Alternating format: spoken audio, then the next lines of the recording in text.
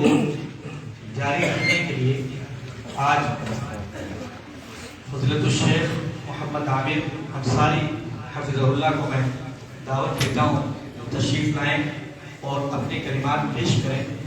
ساتھ ہی دو اور اعلانات ہیں۔ ایک اعلان یہ ہے کہ طلبہ کے خطاب کا جو سلسلہ بر وقت رکا ہوا ہے اسے کل سے شروع کرنا ہے۔ کل کس کی باری ہے وہ اپنا نام دیکھ لیں اور کل سے طلبہ کی خطاب کا سلسلہ شروع کر دیں۔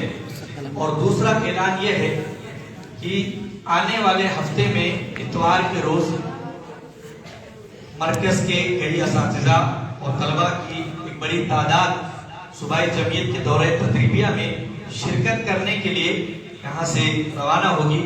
اس لیے آنے والے اتوار کو ہونے والا درس جو اساتذہ کا درس ہوتا ہے وہ سنیچر ہی کی عشاء کی نماز کے بعد کیا جائے گا۔ لائیو ہو رہا ہے نا؟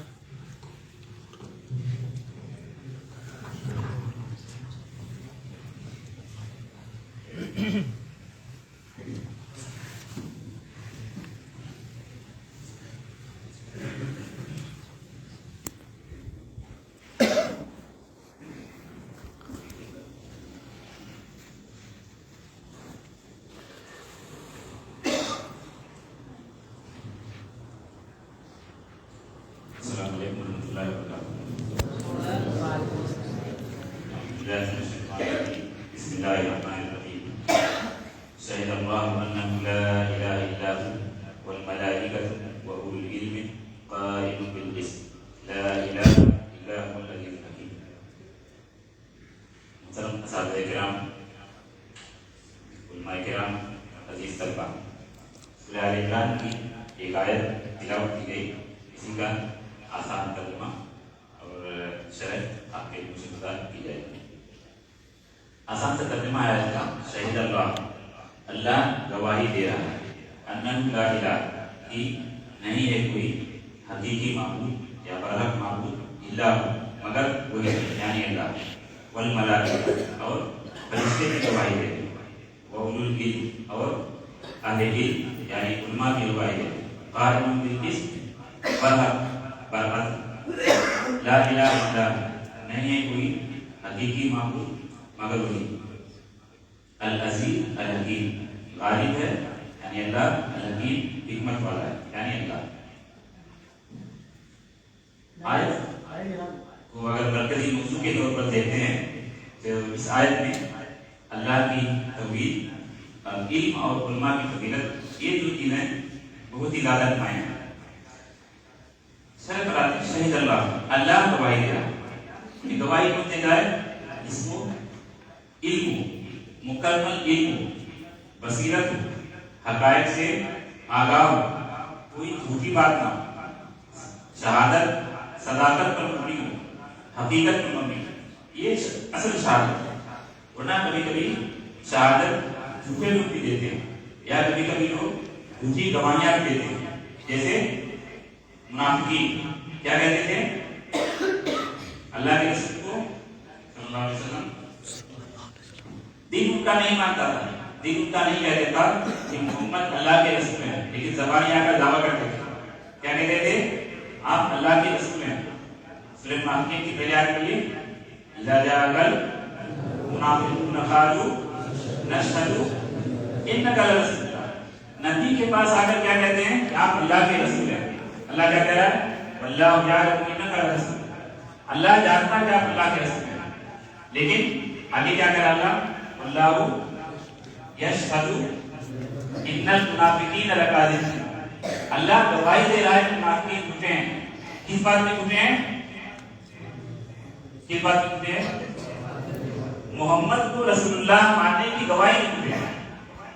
زبان سے آ کر کہہ رہے ہیں محمد صلی اللہ علیہ وسلم آپ اللہ کے رسول ہیں۔ اللہ نبی کی رسالت کا انکار نہیں کر رہا ہے، اس کی تائید اللہ یعلم انک لرسول، لیکن منافقین کی شہادت کا انکار کیا ہے۔ منافقین جو گواہی دے رہے ہیں، اس چیز کی شہادت دے رہے ہیں، یعنی نبی کی رسالت کی، نبی کی نبوت کی، ان کی گواہی غلط ہے، جھوٹی گواہی دے رہے ہیں۔ واللہ یعلم انک لرسول، واللہ یشہد ان المنافقین لکاذبون. اسے پتہ چلتا ہے کہ آدمی کبھی کبھی ایسی گواہی دیتا ہے جھوٹی گواہی دیتا ہے. سورہ بقرہ کی آیت لیتے ہیں. منافقین آگے کیا کہتے تھے آپ صلی اللہ علیہ وسلم کے پاس؟ وَمِنَ النَّاسِ مَن يَقُولُ آمَنَّا بِاللَّهِ وَالْيَوْمِ الْآخِرِ. یہ ان کا دعویٰ تھا. کیا دعویٰ تھا؟ آمنا باللہ والیوم. ہم ایمان لائے اس پر اللہ پر اور آخرت کے دن پر. ان کا یہ دعویٰ سچا تھا ان کا. اس لیے اللہ نے فوراً تصدیق کی. وما هم بمؤمنین. وہ اللہ پر ایمان نہیں لاتے, آخرت کے دن پر ایمان نہیں لاتے. زبانی دعویٰ آمنا باللہ والیوم الآخر کا دعویٰ منافقین کا زبانی دعویٰ ہے. اس لیے اللہ نے فوراً تصدیق کی. کہا وما هم بمؤمنین. وہ ایمان لانے والے نہیں, ایمان نہیں لاتے, اللہ پر ایمان نہیں لاتے, آخرت پر ایمان نہیں لاتے, محمد صلی اللہ علیہ وسلم کی رسالت پر ایمان نہیں لاتے. زبانی دعوے کرتے ہیں. تو شہادت علم کے ساتھ ہو, یقین کے ساتھ ہو, بینہ کے ساتھ ہو, دل اور زبان دونوں اس کا ساتھ ہے, یہ اصل شہادت ہے. ورنہ اگر صرف زبانی دعویٰ ہے, دل نہیں مانتا کہ یہ شہادت نہیں ہوگی, شہادت ضرور ہوگی یا دل شہادت ہوگی, جیسا کہ ہم کیا کرتے ہیں. اللہ کا مطلب کیا ہوتا ہے؟ معبود. علماء کہتے ہیں اللہ کا اصل مطلب ہے معبود. معبود علیہ علیہ سے مشتق ہے, جس کا معنی ہوتا ہے عبادت. اللہ کا معنی معبود, اللہ ہی کی عبادت کی جاتی ہے. کہاں پر؟ زمین میں, آسمان میں. اللہ کے علاوہ کوئی معبود ہے ہی نہیں, کوئی نہیں سکتا. اس لیے جتنے بھی معبود ہیں یا جتنے بھی معبودان ہیں ان کے ساتھ ہم ایک لفظ کا اضافہ کرتے ہیں. کیا کہتے ہیں؟ معبودان باطلہ. کیونکہ معبود برحق صرف اللہ ہے. اللہ حق ہے, اس کا قول حق ہے, اس کا کلمہ حق ہے, اللہ کا وعدہ حق ہے. اسی طرح حق معبود صرف کون ہے؟ اللہ ہے. اس کے علاوہ جتنے معبود ہیں وہ سب باطل معبود ہیں, وہ آلیہ ہیں, الہ نہیں. فرق سمجھی دوں. اللہ اللہ ہے, معبود ہے. دیگر لوگ کیا ہیں جن کی عبادت کی جاتی ہے وہ آلیہ ہیں, معبودان باطلہ ہیں. عام طور پر لوگ اللہ کے ترجمہ میں صحیح ترجمہ نہیں کرتے. کچھ لوگ خالق کہتے ہیں, کچھ لوگ ایسا کرتے ہیں کہ جو پیدا کرنے والا ہے. اللہ کے ترجمے میں اور اللہ کو سمجھنے میں بڑا اشکال ہوتا ہے. مسلمانوں کا, لوگوں کا یہ عقیدہ نہیں ہوتا کہ اللہ کہاں ہے. اللہ کہاں ہے؟ عرش پر ہے.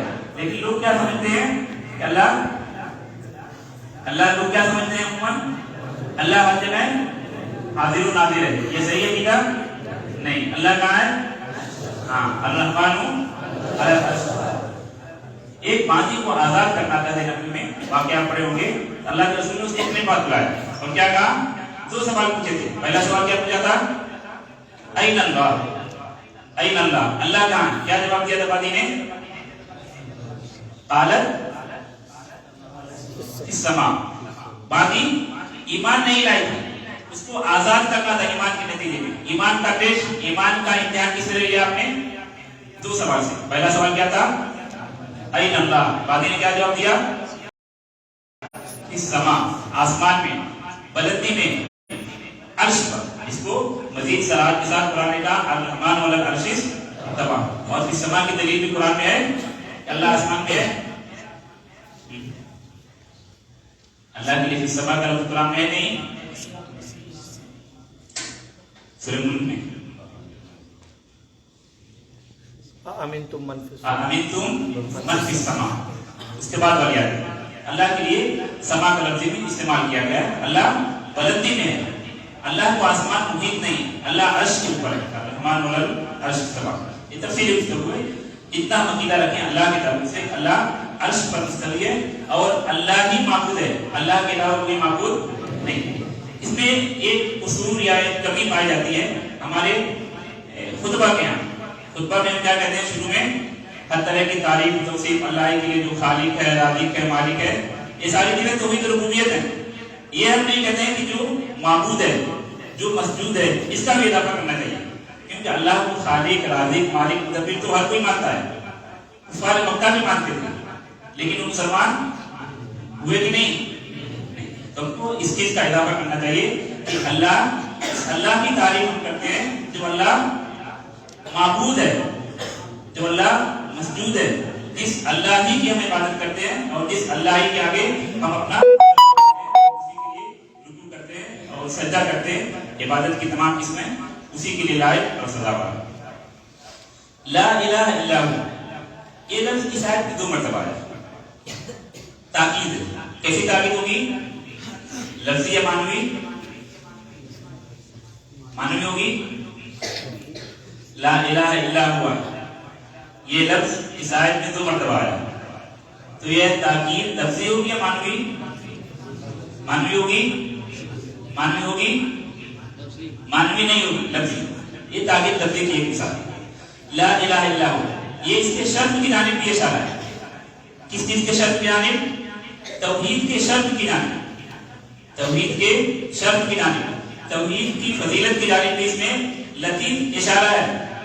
کئی نائب سے ایک نائب ہے کہ اللہ نے اس کو مقرر ذکر کیا، 2 مرتبہ ذکر کیا، ایک تو اللہ کے بعد شاہد اللہ وحدہ لا الہ الا ہو، پھر اخیر میں آیت کے خاتمے پر آیت القسط کے بعد تاکید لفظی ہے جو توحید کے شرط، توحید کے فضل اور توحید کی اہمیت کی جانب اشارہ کرتی ہے۔ دوسری فضیلت کس طرح توحید کے ثابت ہوتی ہے؟ آیت سے کہ توحید کی اہمیت پر، توحید کی فضیلت پر اللہ خود گواہی دے رہا ہے۔ کون گواہی دے رہا ہے؟ اللہ۔ اور اس پر اللہ گواہی دے تو کسی چیز کی گواہی کی ضرورت نہیں، کیونکہ کفا باللہ شہیدا، گواہی کے لیے اللہ اکیلے کافی ہے۔ لیکن یہ اللہ کا لطف و کرم ہے کہ اللہ نے اپنے ساتھ اور کچھ مخلوقات کا تذکرہ کیا اور کچھ مخلوقات کو گواہ بنایا۔ دوسرا گواہ کون ہے اس آیت میں؟ والملائکہ، والملائکہ، یہ ملائکہ جمع ہے۔ اللہ تبارک و تعالیٰ نے اپنے ساتھ اپنے خواص کو یا اپنے مقرر بندوں کو، ملائکہ اللہ کے سب سے قریب بندے، لن یستنکف المسیح ان یکون عبدا للہ وللملائکۃ المقربون۔ اللہ کے سب سے قریبی کون لوگ ہیں؟ فرشتے، فرشتے، والملائکۃ المقربون۔ یہ لفظ اس کی جانب اشارہ کر رہا ہے، اور اس سے بھی آپ منطقی طور پر، عقلی طور پر بھی سمجھ سکتے ہیں کہ اللہ کے سب سے قریب فرشتے ہیں۔ ان میں سے بھی سب سے قریب کون ہے؟ جبریل علیہ السلام، جو فرشتوں کا سید کہہ سکتے ہیں آپ کو، قرآن ان کو مطاع کا ہے، مطاعل سب امین، یہ کسی بتائیے؟ جبریل علیہ السلام۔ تو فرشتوں میں بھی تفاضل ہے، درجات ہیں، سب سے افضل اور سب سے اہم فرشتہ جبریل علیہ السلام ہے۔ تیسری گواہی، تیسرا گواہ کن کو بنایا؟ اولو العلم، اولو العلم۔ یہ آیت کا یہ لفظ علم اور علماء کی فضیلت پر دلالت کرتا ہے۔ جیسا کہ میں نے بتایا، اس آیت کو علم کے موضوع کے اعتبار سے یہ آیت کا مرکزی موضوع قرار دیں گے۔ آیت میں توحید کی اہمیت اور علم اور علماء کی فضیلت واضح ہے۔ قائم بالقسط، قائمہ یہ حال ہے، اس کا اولو العلم سے نہیں۔ عام طور پر جب آیت کو دیکھیں گے طلبہ خاص طور میں کیا تلاش کرتے ہیں؟ حال سے میں کیا تلاش کرتے ہیں؟ ذوالحال۔ ذوالحال کہاں ہے؟ یہاں پر اولو العلم نہیں ہے۔ قائمن کا حال کہاں ہے؟ قائمن حال ہے، ذوالحال کہاں ہے؟ اولو العلم ہے؟ نہیں، بولیے۔ ہاں، اولو العلم کیوں نہیں حال ہے؟ ذوالحال کیوں نہیں ہے؟ جمع، ہاں، اولو العلم جمع ہے ماشاءاللہ، اور قائمن مفرد ہے، واحد ہے۔ ذوالحال اور حال میں تطابق ہونا چاہیے، توافق ہونا چاہیے، ٹھیک ہے؟ تو اللہ ذوالحال ہے، اس کا حال کہاں پر ہے؟ قائم بالقسط۔ اسے ایک نوی پیدا کر اس کی بات کر سکتے ہیں کیا؟ کہ ذوالحال اور حال کے درمیان فاصلہ کا ہونا جائز ہے، کبھی کبھی ذوالحال اور حال کے درمیان فاصلہ ہو سکتا ہے۔ تو اولو العلم قائم بالقسط، اہل علم کو بھی اللہ نے گواہ بنایا۔ قائم بالقسط، اللہ کی حال، اللہ ذوالحال یعنی اللہ سے حال واقع، ترجمہ اس طرح سے کریں گے کہ اللہ گواہی دے رہا ہے برحق یا برعدل، عدل کے ساتھ، انصاف کے ساتھ، قسط کے ساتھ، حق کے ساتھ۔ لا الہ الا ہو، یہ تکرار ہے جو بتائی گیا، توحید کی اہمیت اور فضل کی جانب اشارہ کرنا۔ العزیز الحکیم، جو اللہ غالب ہے، ہر چیز پر غالب ہے، کئی طرح کا عنایت سے عزت جو ہم اردو بولتے ہیں وہ عزت نہیں، غلبہ کے معنی میں، ہر چیز پر اللہ غالب ہے. عزت القدر علماء نے کہا ہے اللہ کی عزت القہر بھی ہے, عزت الامتناع. تقریباً 3 طرح کی عزت کے نائی اللہ کے لیے علماء نے بیان کی ہے. الحکیم, اللہ حکمت والا ہے. اللہ حکمت والا ہے اپنے افعال میں. اللہ جو کام کرتا ہے تمام افعال میں وہ حکیم ہے. اللہ حکمت والا ہے اپنے اقوال میں, جو اللہ کا کلام ہے, جو اللہ کی گفتگو ہے, اس میں بھی اللہ حکیم ہے. اسی طرح اللہ حکیم ہے اپنی شریعت میں. شریعت کے جو اوامر ہے, شریعت کے جو اوامر ہیں, جو احکام ہیں, وہ بھی حکمت پر مبنی ہیں. اسی طرح اللہ حکیم ہے ایک اور چیز میں, قدر میں. اللہ کی جو تقدیر ہے, اللہ کا جو قضاء و قدر ہے, اللہ اس میں بھی حکیم ہے. ہم اللہ کو حکیم مانتے ہیں اس کے افعال میں, اس کے اقوال میں, اس کی شریعت میں, اس کی تقدیر میں. ایک مطلب ہم تعالیٰ نے نظر آتے ہیں ترتیب کے معنی سے. اللہ نے کتنے لوگوں کو گواہ بنایا اس میں؟ 3 لوگ. سب سے پہلا کون ہے؟ اللہ. سب سے پہلے اللہ, کیونکہ اللہ کو کیوں پہلے ذکر کیا گیا؟ کیونکہ اللہ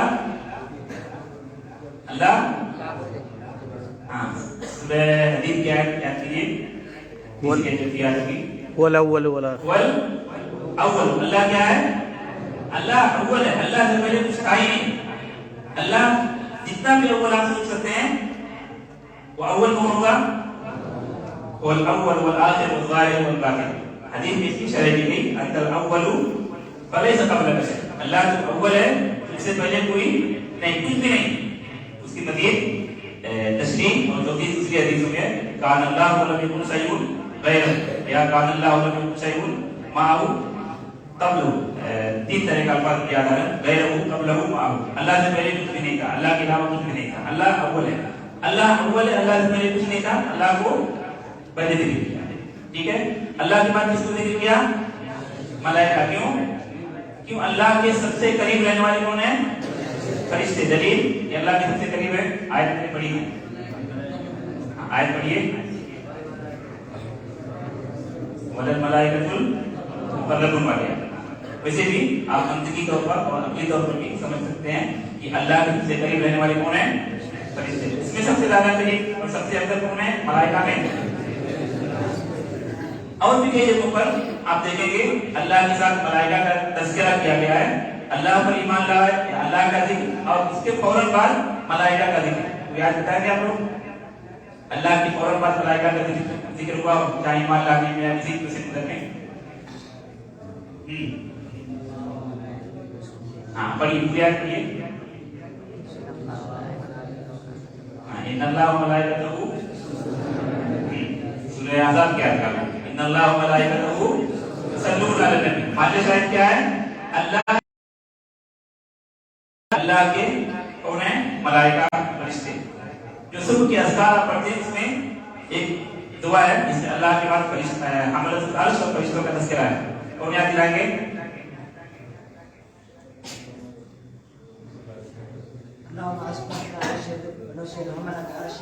ماشاء اللہ بہتر. اللہم انی اثبات اشہد و اشہد حملۃ العرش و ملائکہ. یہاں ملائکہ سے پہلے ایک اہم ملائکہ کا ذکر کیا جو اللہ سے بہت قریب. وہ کون ہے؟ حملۃ العرش. حملۃ العرش کیا کہیں گے ان کو؟ اللہ کے عرش کو اٹھانے والے. اللہ کہاں پر ہے؟ عرش پر ہے. عرش کو اٹھانے والے فرشتے اللہ کے سب سے قریب ہیں. سمجھے نا جی؟ اس لیے خاص کے بعد آپ کا ذکر کیا گیا مزید ہے. اللہم انی اثبات اشہد و اشہد حملۃ العرش و ملائکہ.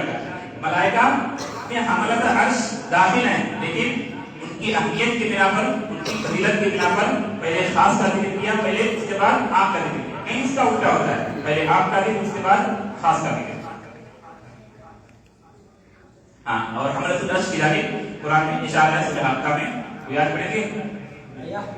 وَيَحْمِلُ عَرْشَ رَبِّكَ فَوْقَهُمْ يَوْمَئِذٍ ثَمَانِيَةٌ. کن کا تذکرہ ہو رہا ہے؟ اللہ کے عرش کو اٹھانے والے فرشتوں کا. کتنے فرشتے ہو؟ 8 ہیں. علماء کہتے ہیں قیامت کے دن سے متعلق ہے, اور دنیا کے بارے میں کچھ اقوال الگ الگ ہیں. یہ کس کا تذکرہ ہے؟ آخر کیا میں وَيَحْمِلُ عَرْشَ رَبِّكَ فَوْقَهُمْ، دنیا کا یا آخرت کا؟ آخرت کا، کیونکہ ہم یوم الدین کا ہے، آخر کیا میں یوم الدین کہا گیا ہے، اور اس کے بعد اور پہلے کا سیاق ہے کا سراقہ کا وہ قیامت کے پس منظر کے بارے۔ تو اللہ تبارک و تعالیٰ نے پہلے اپنا تذکرہ کیا گواہ کے لیے، پھر فرشتوں کا تذکرہ کیا کیونکہ وہ سب سے زیادہ مکرم ہے، اس کے بعد اولو العلم یعنی علماء کا تذکرہ کیا کیونکہ رب کے اوامر کو، رب کے نواہی کو یا رب کی شریعت کو سمجھنے والے سب سے زیادہ کون ہیں؟ علماء۔ جو شریعت آتی کن کے واسطے سے؟ علماء کے پاس شریعت کن کے واسطے سے پہنچتی ہے؟ ملائکہ کے واسطے سے، جو ملائکہ آ کر پہنچاتے ہیں جن کو اللہ چن لیتا ہے، جن کو ہم نبی اور رسول کہتے ہیں۔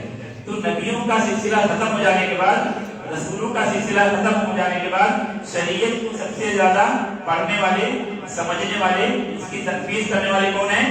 علماء۔ اس لیے یہاں پر 3 لوگوں کا تذکرہ کیا، اور علماء کی فضیلت کے لیے آپ کئی ناحیے اس آیت سے نکال سکتے ہیں۔ اللہ تبارک و تعالیٰ نے ان کو گواہ بنایا، اللہ نے ان کو گواہ بنایا سب سے اشرف چیز پر، سب سے افضل چیز پر، سب سے اشرف علم پر۔ سب سے اشرف علم کیا ہے؟ توحید۔ علم نو نہیں،